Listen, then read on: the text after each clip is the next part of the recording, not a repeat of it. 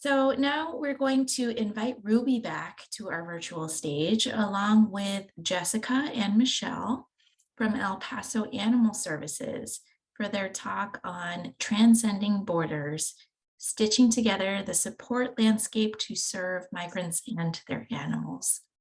So through their talk, we will explore the dynamic endeavors aimed at providing support to migrants and asylum seekers crossing into Texas with their animals. This session will spotlight the urgent collaborative efforts of grassroots initiatives, government agencies, and nonprofits as they scramble to address the pressing needs at the intersection of migration, animal welfare, border patrol, and homeless services. Ruby Montana founded and currently runs Bridge Pup Rescue, a local rescue focused on helping dogs and cats who cross the border from Ciudad Juarez at international ports of entry. Her rescue also offers assistance to immigrants who make the perilous journey from South America with their pets, working with both Border Control, Customs, Border and Protection, and El Paso Animal Services to reunite the pets with their owners after they have been processed. Ruby currently teaches in the Humanities program as well as the Chicano Studies program at the University of Texas at El Paso, focusing on modern cultural revolutions and issues of othering and oppression. She is joined by Michele Anderson and Jessica Navarro from El Paso Animal Services. Michele Anderson is the Marketing and Public Engagement Manager for El Paso Animal Services, the only public shelter in the county, focusing her creativity and passion in making the Borderland region a better one for pets and their families. Michele started in animal welfare almost 8 years ago with El Paso Animal Services after working in corporate marketing and communications.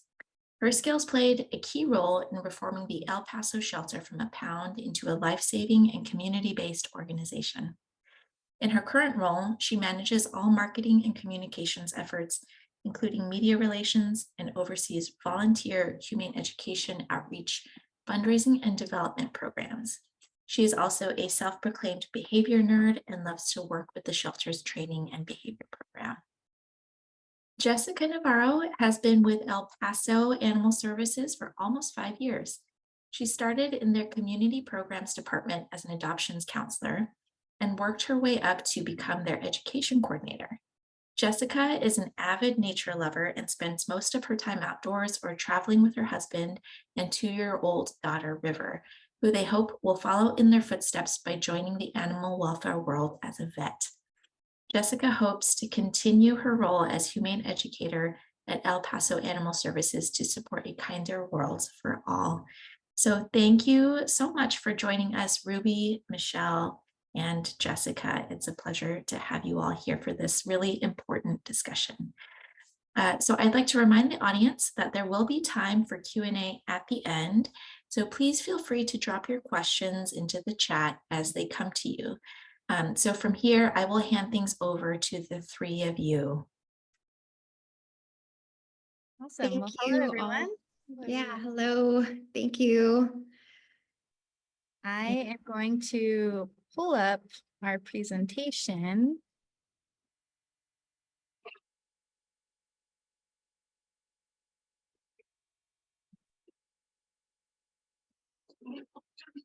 All right. Can everyone see everything okay? Awesome.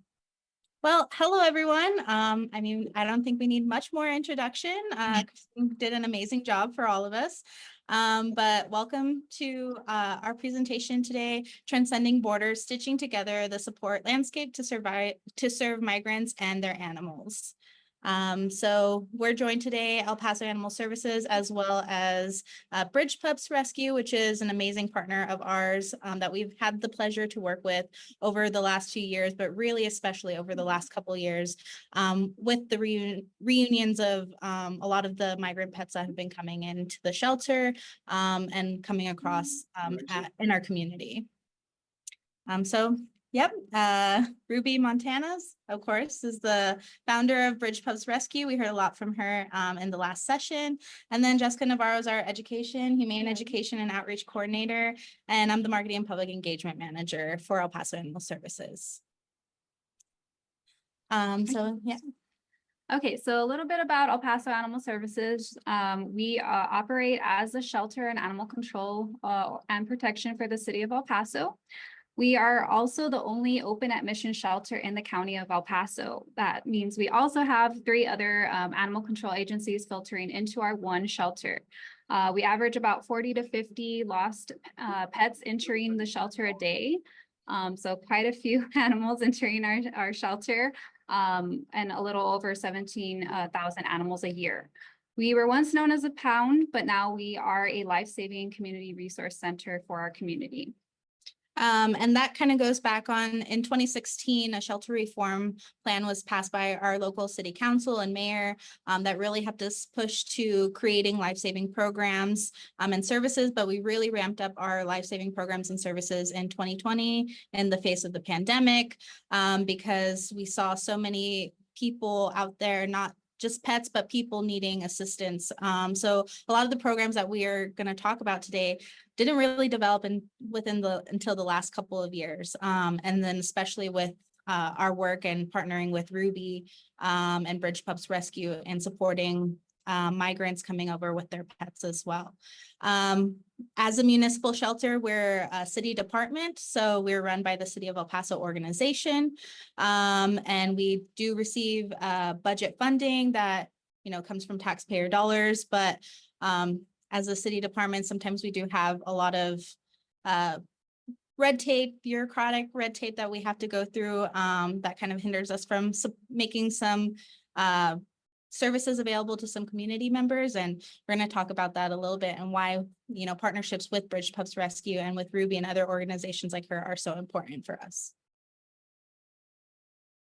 So a little bit more about my rescue, and I think this was mentioned briefly in the previous section. I've been doing this since 2012 because my brother, Matthew, became a Customs Border Protection agent, and he noted there's actually a lot of dogs, stray dogs, that would cross to El Paso from Ciudad Juarez, Chihuahua. And like I mentioned in the previous session, these dogs they're just usually in really bad shape. They're full of fleas and ticks, they're filthy, they're injured. So my brother started telling me I would go and pick them up. And it started with him having to hide the dogs from his supervisors. Eventually, we sort of got caught, but thankfully, the other agents were on board with what we were doing. But the actual name itself, Pups Rescue, is pretty new. I think it's been maybe only about 2 years that I actually decided, okay, I think we should give this a name and really establish what we're doing. But we've been doing it since 2012. And as of 2022, my focus has really shifted from just helping dogs that cross over on their own to helping immigrants who arrive to our borders with their pets, like Yurimar and Simba, for example. And just a little bit of background about the migrant crisis. Oftentimes, what you do see and hear on the media is extremely exaggerated. There's so much fear mongering. But just some statistics for you that we did pull from elpasotexas.gov. The flux of immigrants that do arrive to the El Paso Juarez border has been ongoing since about 2018. And the current wave of migrants coming to El Paso began in April 2022. And that sudden surge, it's been in the media and a focus of political debate, started actually last August. The number of people that are released to the city of El Paso and local non-government organizations has grown from approximately 250 a day in early August to as high as over 1,000 during the month of September 2022. We did see a really high peak there. The people crossing come from all parts of the world to escape economic devastation, extreme crime, political persecution.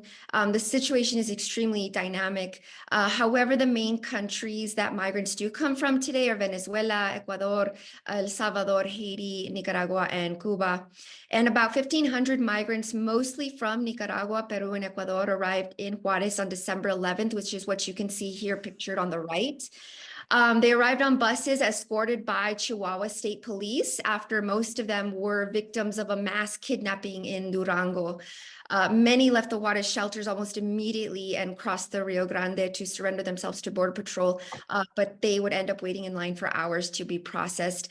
And just as an FYI, that threat of kidnapping is something that is incredibly rampant, not only when they are in more inner Mexico, but also when they do get to the actual border itself, there is a very heavy presence of the cartel, which makes, for example, what I do sometimes incredibly risky, because I do meet the migrants on the Juarez side, right at the border, where the river separates the US from Mexico. So kidnapping is a very, very big threat to these people as well. And as Ruby mentioned, there's a lot of misinformation, a lot of fear mongering in the media. You know, luckily, the city of El Paso is very dedicated to providing transparent data and information to not only our community, but also it's available to anyone. And you can find out, view live updates, frequently asked questions, responses to those, and ways that you can help here locally in the city of El Paso, in our community at elpasotexas.gov/migrant crisis. The link is there at the bottom right corner. They actually have a live dashboard where you can see daily what's happening during this migrant crisis as well. Yeah. And so we're here today, mainly to talk about uniting pets and families. When families are coming to the border and they're surrendering themselves with a pet at the border, generally the processing agent at the border will call El Paso Animal Services, EPAS, you'll see that acronym throughout the presentation, for the pickup of the migrant pet. As Ruby mentioned, this has been ongoing since 2018, but really has ramped up in 2022.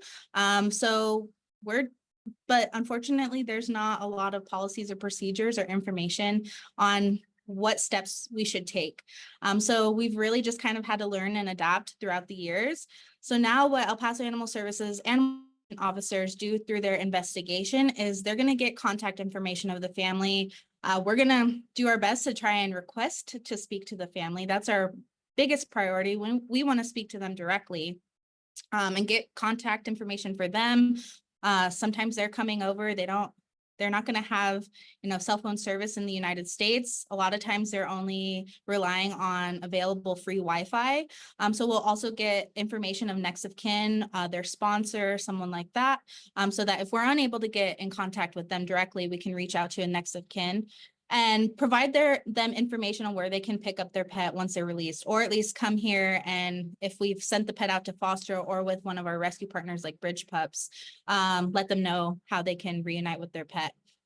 Some agents will also contact Pups Rescues and other rescues to pick up the pet, and Ruby can kind of talk about their process on her side. But overall, together working with community partners, El Paso Animal Services, and our partners, we're going to attempt everything possible to keep that family unit together.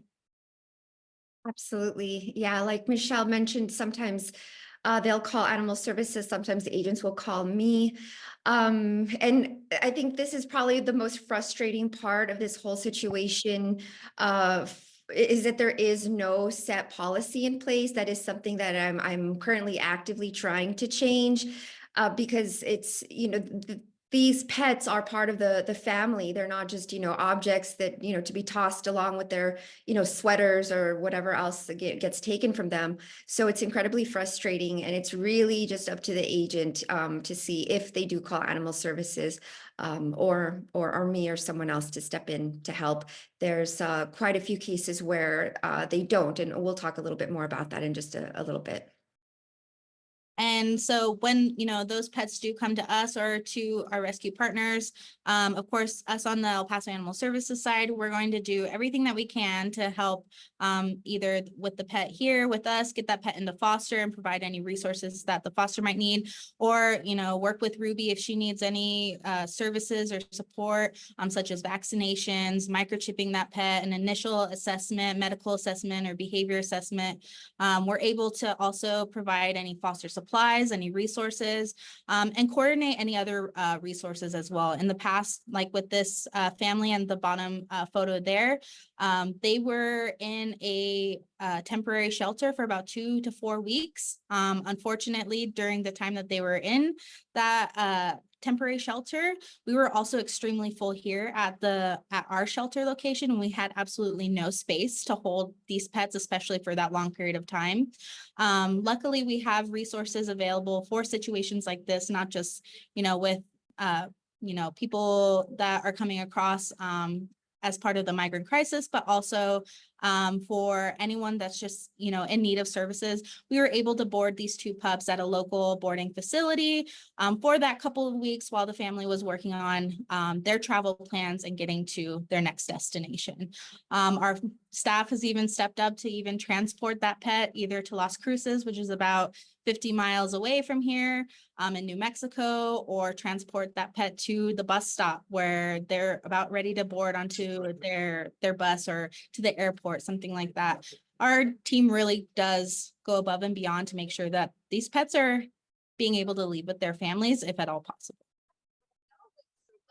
And just to kind of give everyone a little bit of insight of what our intake process is, this is for all animals that come into our shelter. We're going to administer their vaccines, initial vaccines, distemper parvo or FERCP vaccine for cats. We're going to scan them for a microchip, and if they don't have one, we're going to administer that microchip. We'll do an initial medical assessment or behavior assessment if needed. We're going to attempt to locate ownership information if possible. And the state law stray hold for Texas is 3 days for a pet with no identification and 6 days for a pet with identification. Generally, after that 3 to 6 day stray hold, we're doing everything that we can to get that pet into a home, whether it's with their, family, their previous family, or getting them adopted, fostered, sent to a rescue partner, anything like that. However, over the last couple of years, we saw, with these migrant pets that are coming in, 6 days isn't enough. They're not getting out of either the processing center or out of a temporary shelter within 6 days. And so what we've been doing instead is, again, animal protection officers are going to collect any contact information that we can. We're going to try and stay in contact with that family as much as possible. We're going to attempt to find a foster home or work with our community partners like Bridge Pups Rescue. We have a couple other rescues that also assist us with fostering as well. And right now, our policy is we're going to hold that pet for 14 days with a possible extension if we're able to keep in contact with that family, just to make sure that we're making that reunion and assist with that reunion as much as possible. So you all know the story of Simba, so I don't feel a need to really go into more detail. These are just some photos from that day. And just FYI, the top left photo is the very first photo that was sent to me by Border Patrol. And there's also an image of the text from the Border Patrol agent that that reached out to me that first night. But by now, I think you all know the story, so we can go ahead and move on. These are 2 pugs that Animal Services and I worked together to help. This woman actually arrived to our border with her nephew and the 2 pugs, and it was a successful reunion. And we were also able to raise $1,000 to give to the young woman as she started her new journey here in the United States. So that was really incredible to see people coming together to help us do that. And with Chanel and Zeus, this was actually my introduction into the current migrant crisis. This was back in 2022 when that huge surge happened in September. That's when all this was happening. This was my initial introduction, and just going down to the bus stop where they were dropped off after being processed and seeing just the sheer size and everything going on. It blew my mind, and I had absolutely no idea, even living here in this community, because so much misinformation is being put out into the media. Just being able to go there and see it for myself, and meeting this family and seeing how much they love their pets. Luckily, we had a staff member that fostered their pets. We got them vaccinated, microchipped, all of that. Got them put into a hotel room. And again, with working with community partners like Bridge Pups, that allows us to extend those resources, because as a city organization, we weren't able to fundraise for them. They come across with nothing, basically, but the clothes on their backs, the shoes on their feet. So with Ruby's help, she was able to fundraise that $1,000 for them. We also collected donations for them, clothing, suitcases, provided them with pet supplies, a crate, food, anything that their pet needed. because we're so limited in what we're able to offer as a municipal organization, Ruby's able to step in there.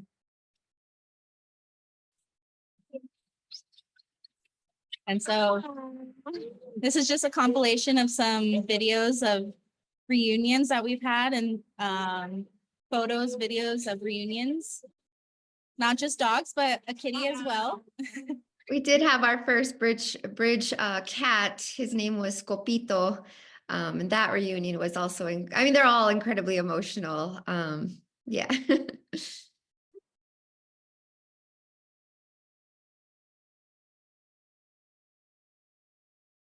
This woman had to fly all the way down from Chicago to come pick up her pet. You can see that reunion was incredibly emotional as well. She really missed her pet. And her pet was with us for over a month before she could finally come and reunite with him.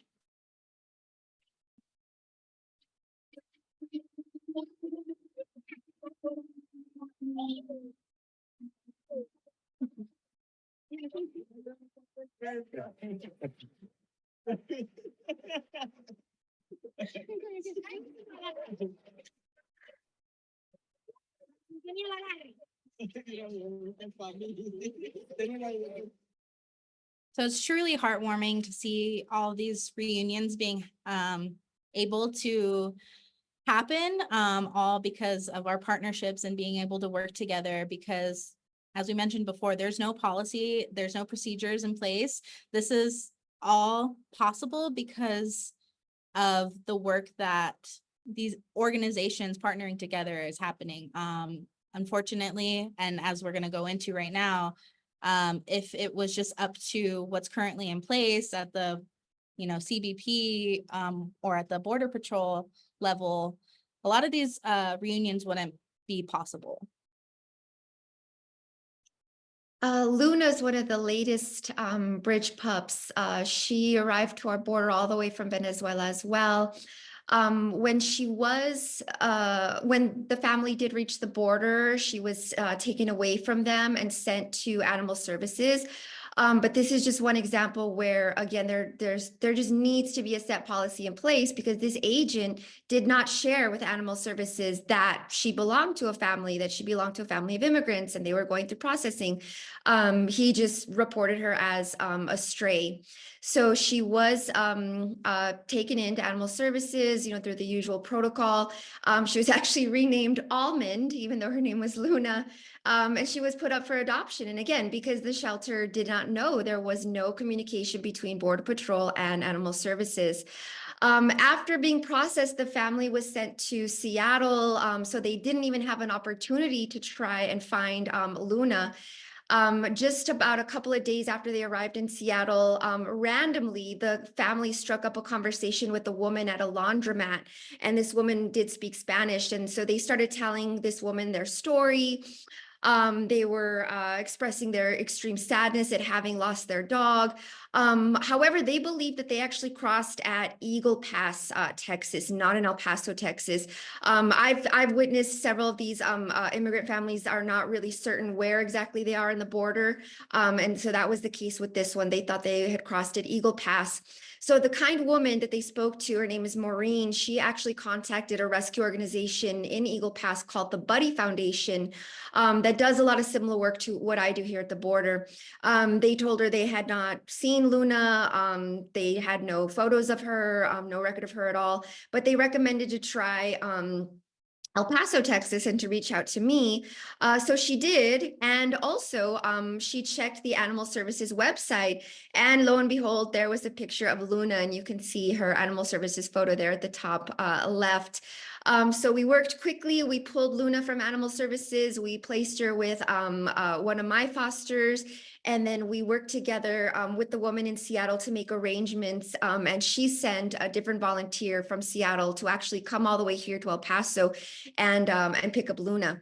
So Luna was reunited with her family in Seattle. That was also an incredibly touching video and moment. But since they're still staying in a shelter, they can't have her with her just yet. So Luna is actually staying with the woman who picked her up. So again, it just demonstrates all the different obstacles that that there are in this whole complex situation.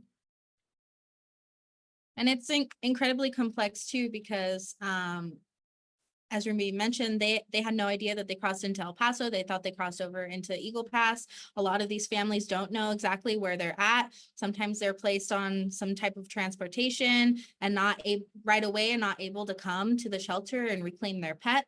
A lot of times, a lot of these families are only speaking native languages, native indigenous languages. And so even having the ability to speak Spanish to a lot of these families, they don't necessarily speak Spanish, or their Spanish isn't at the same level as their native language. So it is incredibly difficult to communicate sometimes with some of these families and give them the correct information to let them know where to pick up their pet or where exactly they're at and what the next process is. Unfortunately, not all pups or pets in general have been reunited. This is just an example of one of them that we know of. We don't know how many might have fallen through the cracks. Not all pets are sent to El Paso Animal Services or rescued right away. And as we mentioned before, this is due to a lack of policies and procedures at the Border Patrol and CBP level. It's resulted in a few pets slipping through the cracks and going missing.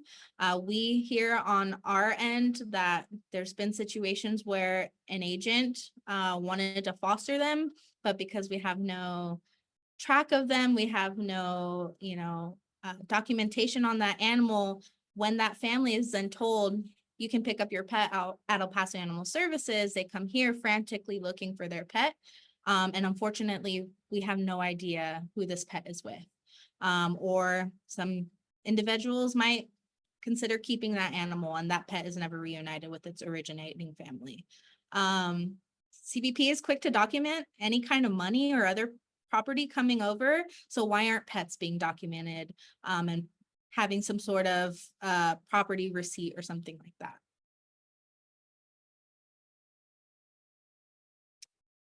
So I know we're running out of time. Don't really have too much time to talk about this, but just in the sake of the My Dog is My Home, Together We Thrive conference, just a little bit quick information of some of the other things that we do here at El Paso Animal Services for families needing resources. Yes, so community and pet support. We have our Resource Rovers team. They do offer to our community free microchips. We have vaccines. We also have a pet pantry in case there are families struggling to support their pets. We do offer pet resources for free to our community. We do have a low-cost spay and neuter. And then we have rehoming support. We know it's a very difficult thing to rehome your pet. We do offer a lot of services in terms of our rehoming your pet. Our rovers also are out in the community, canvassing, educating them on our different programs and working with people that are struggling, because we never want to bring a pet to our shelter. We want to keep them with a family if we have the resources to provide to the family that might be struggling. And a lot of the standards of care concerns that we see at the animal control level or animal services level, or reasons for citations, are just offenses that can be fixed with the support and the access to resources. So we'll fix fences, we'll help you board your pet while you're looking for additional homing, anything like that. Brian and Fred is an example of that. He's one of our unhoused folks in our community. He's gotten a lot of hate from the community, unfortunately. A lot of people try to beat him up, try to take Fred away because they think that he's not being properly cared for and in the care of Brian. But Fred is obviously Brian's best friend. And we're very happy to consistently check up with Brian and Fred and some of the other numerous unhoused folks in our community to make sure that they have what they need, at least on our end, on the pet supply end, to make sure that we're helping them keep their family unit together. And lastly, I just wanted to share briefly about probably the most profound story in all my experience helping the immigrants. This is Lupe. You can see her on the top left. That's the first photo that Border Patrol sent me, and they let me know that her family had just crossed, that they arrived here from Venezuela. The very first Border Patrol agent that they encountered was extremely unkind and threatened to throw Lupe into the river. But thankfully, one of the most kind-hearted agents that I've ever worked with, she caught wind of what was happening. She reached out to me to ask if I could take in Lupe. I actually hardly ever foster the bridge pups myself. I'm thankful and grateful to have a pretty large network of fosters in place. However, Lupe was brought to me at about 11 p.m. In a Border Patrol truck. And, sometimes there's just this certain connection with the dog that is not even describable with words. And I think when I first met Lupe, there was certainly that bond. Even though she smelled horribly, she was filthy, we just really bonded right away. The top message you see there is when I posted, because the family was actually sent to New York on a bus, one of those buses by Governor Abbott. So they didn't even have an opportunity to get Lupe. Once they got to New York, we made contact. They were extremely grateful that I had Lupe, and they were just so emotional to know that she was okay. Obviously, I promised I would take the best care of her. During the span of what would have been a year, it was just about it was actually 2 days shy of a year, I had Lupe with me, and Lupe quickly became a part of my family. Lupe just really stole my heart. I want to say in about the 10th month, the family asked if I would agree to just go ahead and adopt Lupe because they didn't foresee their financial situation changing anytime soon. But the agreement was that we would always keep in close contact, continue, doing regular FaceTimes and things like that. And of course, I absolutely agreed. And eventually I did want to still reunite them. That was always the plan. However, in September 9th of last year, Lupe and I were attacked by a loose dog in our neighborhood. And Lupe was mauled to death, and Lupe did not survive. Hands down, that was the most incredibly traumatic day of my entire life. I'm still very much coping with the aftermath. And I'm only sharing this because sometimes this work does get to be really difficult and hard. But I have chosen to continue my work with Bridge Pups Rescue because all of these immigrant dogs to me are little Lupes. And so I'll continue to do what I do with the help of animal services in Lupe's honor. So yeah, thank you for listening to that. And with that, thank you all so much. I want to end too is that it's incredibly rewarding to see how much love there is between the families that are traveling thousands of miles with their pet.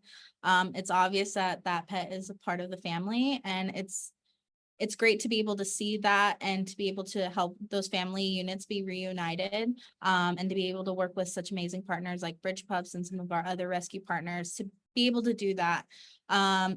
We wouldn't be able to do it without our partners. And so we're very thankful to have these partnerships to help unite not just, migrant pets, but also to help keep other pets together as a family unit.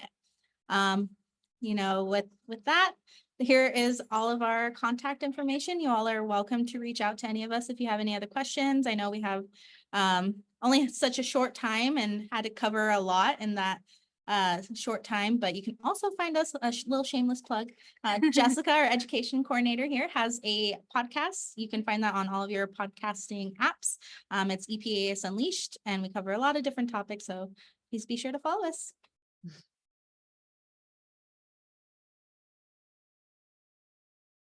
Wow. Well, thank you, Ruby, Jessica, and Michelle for your work. First and foremost for your work, and secondly for the incredible presentation that you just gave. You also cannot see the chat in Whova because you've joined us through Zoom as presenters, but the entire time of your presentation, people have been in here very active because you've inspired them. You have given them a lot of ideas. You've given them a lot to think about.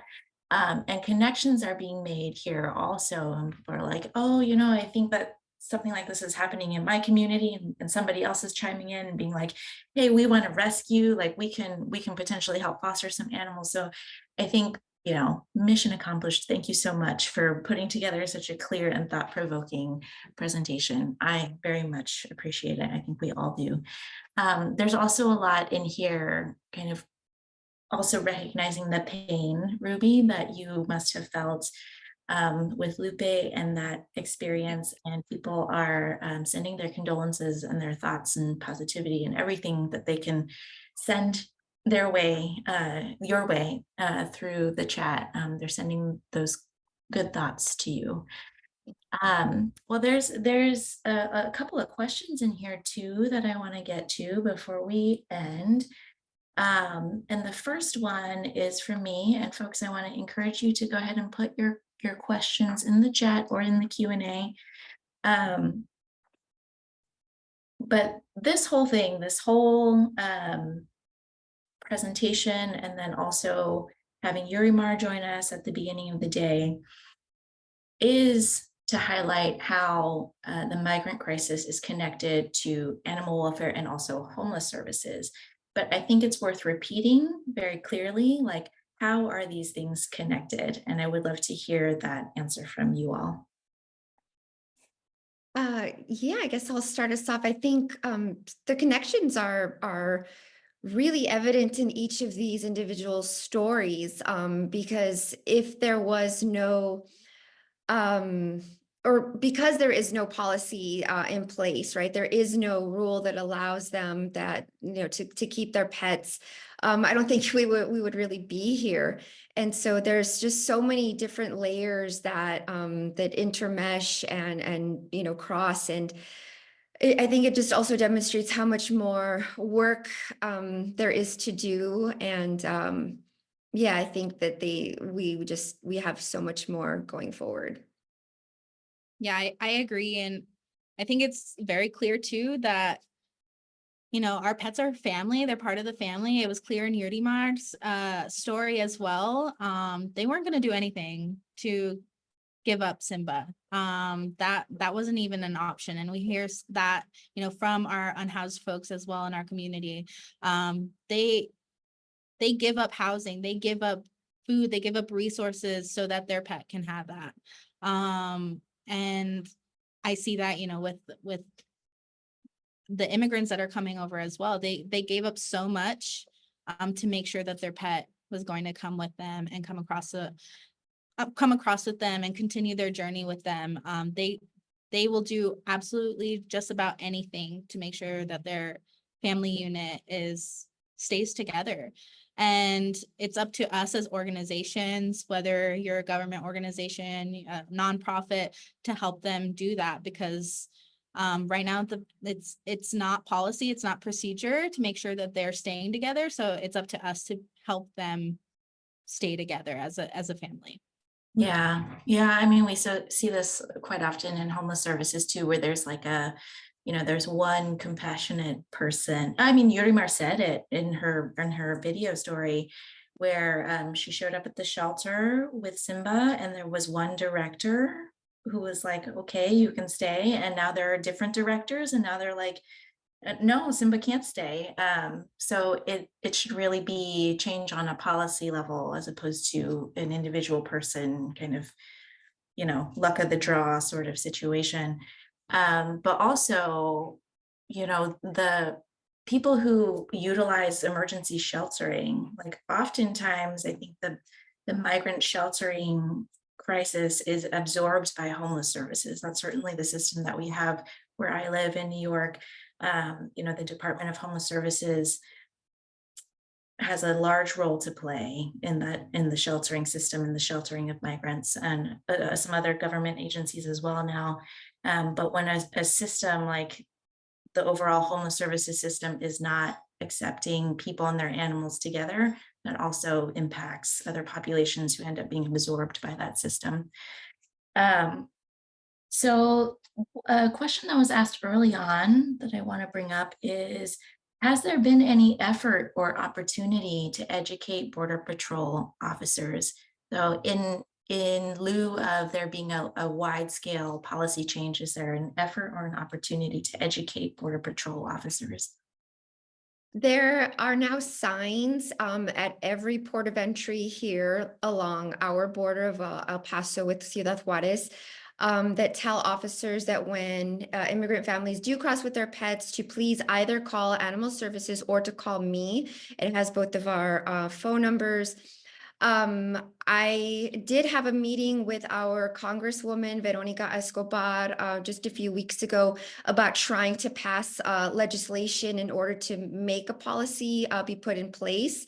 We're hopeful that because this is a bipartisan issue in the sense that everyone loves dogs, who wouldn't want to help people with their dogs, but at the same time, we're also hesitant because of the xenophobia that is so rampant. But yes, Border Patrol is aware that there are options when these families do cross. And I'm going to keep fighting until we can hopefully get a set policy put in place. Thank you. There are tons of more questions. Definitely not enough time. Ruby, could you share more about your experience with fundraising for individuals? Is it based in mutual aid and not going through a nonprofit? And bonus question, how can we support you? Yeah, it's all through the power of social media. I have an amazing following on social media. I have people that are just so dedicated and willing to help. So yeah, those funds come directly from people that give on social media, and then we just give it to people themselves. And so yeah, if you'd like to support our cause, you can follow us on Instagram and Facebook. We can always use help with situations like Urimars and all the other families. Thank you. So this question is for Michele and Jessica. Is there data on chances of reunification for large dogs versus small dogs? How does dog size play into your ability to hold a dog in shelter for an extended time / find housing able to accommodate a larger dog? I'm assuming this is strictly on migrant pets, reunion data. We haven't, it's very difficult to segment that data for us by size. It's also hard for us to just segment it in general for just general pets that are coming into our shelter. It definitely just, I don't have the numbers to back it up, but just from being in this environment every single day, and I've been here for 8 years, it's just difficult in general to house large dogs in our shelter. Our shelter was built over 20 years ago. And it was basically built as a euthanasia facility. Dogs were only held here, pets were only held here for 3 to 6 days, and then they were euthanized. So definitely capacity is a challenge for us. We've opened numerous other satellite locations to help alleviate that. But just with the sheer amount of community pets that are coming in, large dogs tend to stay in the shelter longer. For those of you that are in animal sheltering, know this. They don't get adopted as quickly. So our smaller cages are opened up much more frequently than our larger cages are. But as I mentioned earlier in our presentation, we're going to do what we can to make sure that pet goes into foster. We don't want them to have to sit in a kennel for weeks or sometimes in some cases months at a time. We want them to be at least in a foster home. And that's why it's so important for us to be able to work with community partners like Pups and some of our other rescue partners, where they can offer that foster home support, or in some other situations where, like with the 2 large huskies, it's difficult to find someone willing to take on 2 large huskies in general. So being able to use some of our other resources that we have available, while limited, we were able to get those into a boarding facility. So. And if I can just add, there's some really powerful images and videos of a very large dog that came here with his Venezuelan family. His name is Rocky. He's a big boy, about the size of a German Shepherd. And there's some amazing videos and photos of him, for example, riding on the tops of trains. At one point, they had to ride on top of a train for 17 hours. There's another photo of him all bundled up in blankets because he had to be hidden to be able to ride on a bus. And And you can see all that on my Instagram if you go to the story highlights and go to Rocky.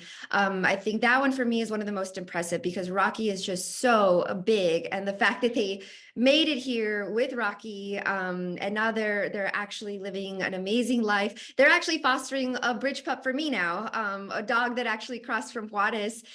So it's sort of like we've come full circle in just the span of a year. So Rocky's story is amazing, and that bond that I have with his family will be just forever linked. Wow, that's a great story. I'm so glad that you told that.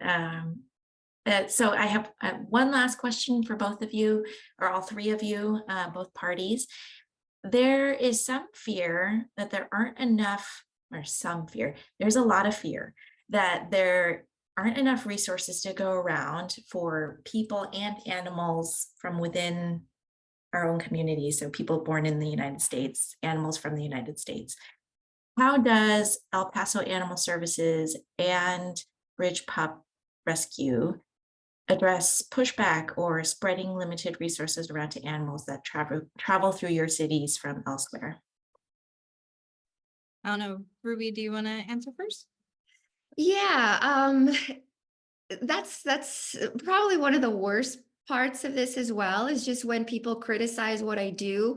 And I've seen it on social media. Oh, why aren't you helping American dogs? And I mean, these dogs did not choose their nationality, just like people didn't choose their nationality. In my perspective, it's absolutely ridiculous. I do also help El Paso dogs when and if I can. However, it's just because of my experience with these border dogs that my focus is primarily on the bridge pups and the immigrants with their families. But to that, I just simply shrug it off. I think those who are quick to criticize are usually the ones who are last to help. So for me, I just don't let it faze me. I'll keep helping people and animals regardless of their nationality or immigration status. I think for us on our end, as I mentioned in our presentation, that we don't offer these services solely for migrant pets or immigrants and their families. We are offering it to our community as a whole. We are a city organization, but we also support the overall county of El Paso. Our resources aren't going to one specific group or another. We don't care. We don't ask for, proof that you're going through a hard time or anything like that. If you're coming to us and you need food or you need support, we're going to provide it for you. That's, our policy, internal policy here is we're here to support whoever needs it. These are community pets too, just how our unhoused folks are. They're part of the community as well. Anyone going through a hard time is part of the community as well. So we're just here to be able to offer that support. Anyone that comes, to us with, views against it, we're happy to share with them the resources that we have available for them as well. If you need a vaccine, if you need your pet, spayed or neutered at a low cost or a no cost, if you need anything like that, we're happy to share that information with you because we'll offer it to you as well. Mm-hmm. Wonderful. Thank you. There's lots of appreciation, shout outs of great point in the chat here. So people appreciate what you all have said. And Jessica, I just want to acknowledge that as the education coordinator, as the very public facing face of El Paso Animal Services, who communicates these things and gets the pushback too from the community. I imagine that's a tough job. And I think you all are doing great work. Thank you. Yeah. Well, I really wish that we had longer. There are a lot of questions that went unanswered, and I apologize that I didn't get to all of them, but I suppose I have to let you all go. So thank you for speaking with us and inspiring us with the incredible work that you're doing. I think we are all a little wiser now on how all of these issues intersect. So now we'll be taking a little under 30-minute break. So grab a snack, cuddle your cats, do whatever you need to do to refresh. We'll see you back at the conference at 2:45 p.m. Eastern Time, at which time our good friend Marilu Chanrasmi will get us prepared for the second half of the day by leading us in a mindfulness exercise. So everyone, see you all at 2:45 p.m. Eastern Time. See you all soon. Thank you. Bye. Thank you.